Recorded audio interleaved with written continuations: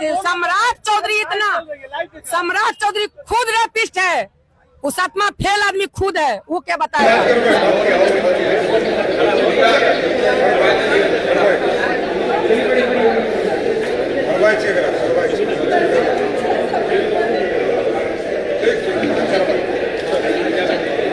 जमीन बेईमानी कर लेके जमाबंदी हटा दिलके हमारा। सरकार अपने हिसाब से करती है। बिहार के नए मुख्यमंत्री सम्राट चौधरी एक बार फिर से सोशल मीडिया पर वायरल हो चुके हैं, लेकिन इस बार वजह उनका 7वीं फेल होना, 10वीं पास होना आपराधिक मामलों से जुड़े विवाद नहीं, बल्कि उनके द्वारा लगाए गए जनता दरबार में 400 लोगों की मौजूदगी है और सबसे ज्यादा एक महिला जो कि उनके पैरों में गिरकर हाथों में अपने जमीन के कागजात लिए उनसे इंसाफ की गुहार लगा रही थी।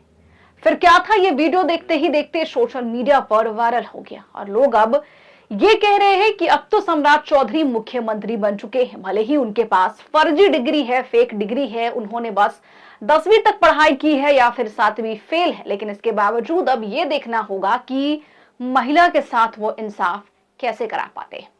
हम आपको सब कुछ बताएंगे विस्तार से इस रिपोर्ट में और पूरा वीडियो दिखाएंगे कि कैसे नए मुख्यमंत्री बनते ही सम्राट चौधरी ने यह ऐलान कर दिया है कि नीतीश कुमार के राहों पर चल वो जनता दरबार लगाएंगे और विजय कुमार सिन्हा की तरह जनता दरबार के अंदर लोगों की फरियाद सुनेंगे और ऑन द स्पॉट समस्या का समाधान भी करेंगे।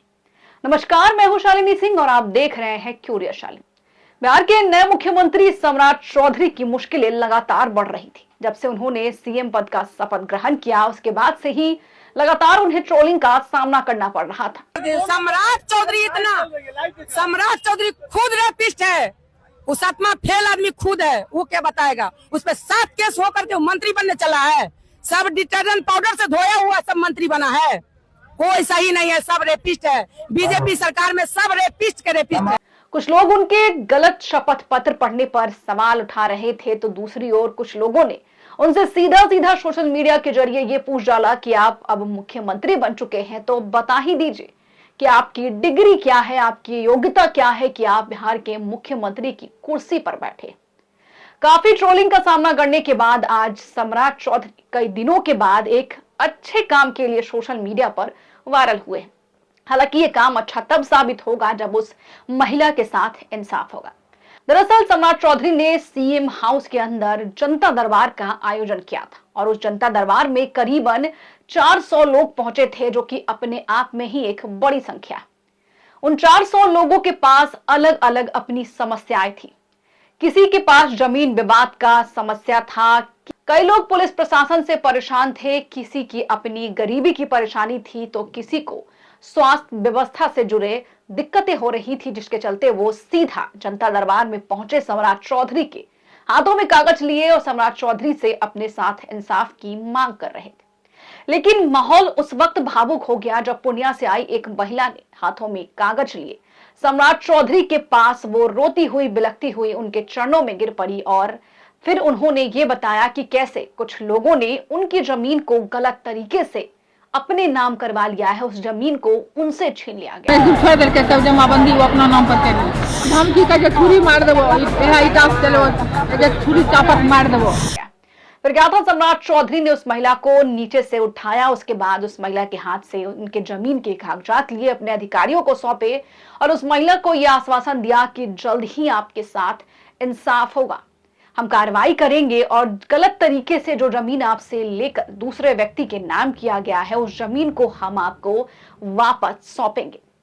अब इस बयान के बाद लोग जानना चाहते हैं कि क्या सम्राट चौधरी ने बस यूं ही दिखावे के लिए जनता दरबार का आयोजन किया है या सच में वो लोगों की मदद करना चाहते हैं, इस महिला को इंसाफ दिलाएंगे।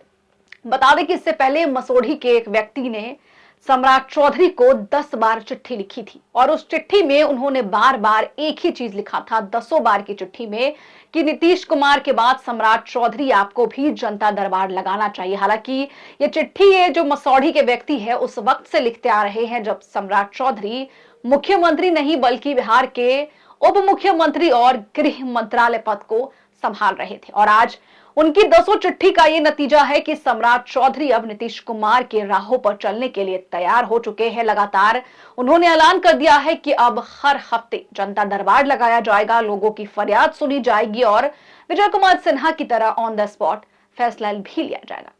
आपको बता दें कि सम्राट चौधरी मुख्यमंत्री बन चुके हैं, लगातार एक्शन मोड में है, तो दूसरी ओर कहीं न कहीं विजय कुमार सिन्हा को अब दरकिनार किया जा रहा है, साइडलाइन किया जा रहा है, क्योंकि अब विजय कुमार सिन्हा अब डिप्टी सीएम भी नहीं है, तो उनसे जो उनको सुरक्षा दी गई थी वो तमाम सुरक्षा उनसे छीन लिया गया है। जी हाँ, विजय कुमार सिन्हा के पास जेड सिक्योरिटी थी, जेड सिक्योरिटी अब उनसे छीन ली गई है। चलिए, सरकार अपने हिसाब से करती है। चलिए, सरकार अपने हिसाब से करती है। तो निशांत को भी जेड सुरक्षा दी गई है, सरवण बाबू को वाई प्लस सुरक्षा कर दी गई है, ये नीतीश के करीबी मंत्री है।